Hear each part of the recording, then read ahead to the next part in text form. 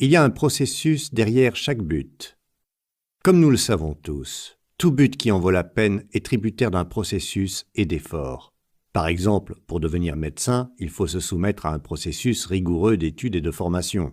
De nombreux individus rêvent de devenir médecin, mais le processus requis les rebute. L'une des raisons pour lesquelles les gens n'ont pas un QI financier suffisamment élevé, c'est qu'ils veulent gagner l'argent et non le processus qui l'accompagne.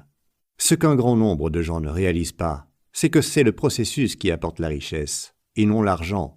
Si tant de gens qui ont gagné à la loterie ou tant d'enfants qui ont hérité d'une grande fortune se retrouvent rapidement à court d'argent, c'est parce qu'ils ont touché des sommes importantes sans être passés au travers du processus de l'enrichissement.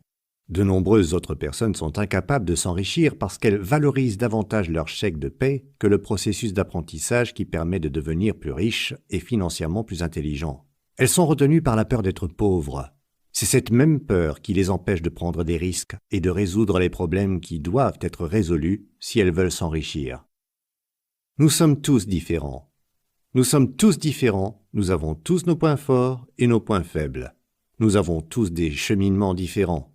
Nous relevons tous des défis différents. Et nous avons tous des problèmes différents.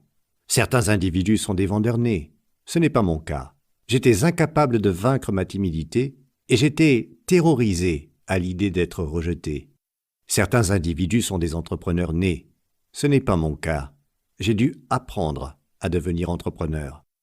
Si j'insiste sur ce point, c'est que je ne dis pas que vous devez apprendre à vendre ou que vous devez apprendre à devenir entrepreneur.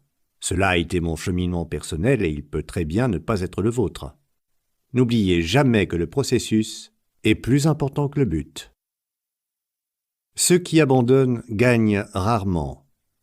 Je me rappelle d'un jeune homme qui travaillait pour moi il y a quelques années. Il était très brillant, charmant, détenait un MBA et gagnait beaucoup d'argent. Pendant ses temps libres, sa femme et lui avaient tenté de se lancer en affaires. Ils ont essayé l'immobilier et ils ont échoué. Ils ont acheté une petite franchise et ils ont échoué. Et puis ils ont acheté une maison de repos et ont pratiquement tout perdu lorsque quelques patients sont morts subitement. Aujourd'hui, ils sont tous deux revenus sur le marché du travail et occupent des emplois bien rémunérés, mais ils sont habités d'un troublant sentiment d'incomplétude. Si je vous parle du cas de ces deux jeunes gens, c'est parce qu'ils n'ont pas appris de leurs erreurs. Ils ont laissé le processus d'apprentissage les abattre. Lorsque la situation devenait difficile, ils abandonnaient. Ils ont bien sûr le mérite de s'être lancés dans de nouveaux projets, mais ils ont baissé les bras à chaque fois que les problèmes leur paraissaient insurmontables. Ils n'ont pas su faire fi de leurs échecs et tirer une leçon de leurs erreurs. Ils n'ont pas su comprendre que c'est le processus et non l'argent qui fait la richesse. M'en tenir au processus jusqu'à la victoire a été l'une des leçons les plus difficiles que j'ai apprises auprès de mon père riche. Lorsque j'ai connu des difficultés chez Xerox parce que j'étais incapable de vendre, j'ai voulu démissionner. En ne vendant pas, je ne gagnais pas d'argent. De fait, vivre à Honolulu me coûtait plus que mes revenus. Mon père riche m'a dit « Tu peux abandonner quand tu gagnes, mais n'abandonne jamais parce que tu perds. » C'est après être devenu le meilleur vendeur chez Xerox en 1978 que j'ai donné ma démission. Le processus m'avait enrichi, tant mentalement que financièrement. En surmontant mon incapacité à vendre, j'avais surmonté mon problème d'argent.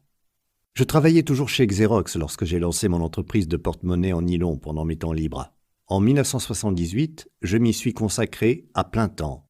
L'entreprise a connu un essor, et puis s'est écroulée. Encore une fois, j'ai voulu abandonner. Et encore une fois, mon père riche m'a rappelé que le processus était plus important que le but. Il m'a rappelé à de nombreuses reprises, alors que j'étais sérieusement endetté et que j'avais très peu d'argent, que lorsque j'aurais résolu ce problème, je n'aurais plus jamais besoin d'argent. Je saurais comment créer des entreprises et je serais un peu plus intelligent financièrement parlant. Mais il me fallait d'abord résoudre le problème qui se trouvait devant moi.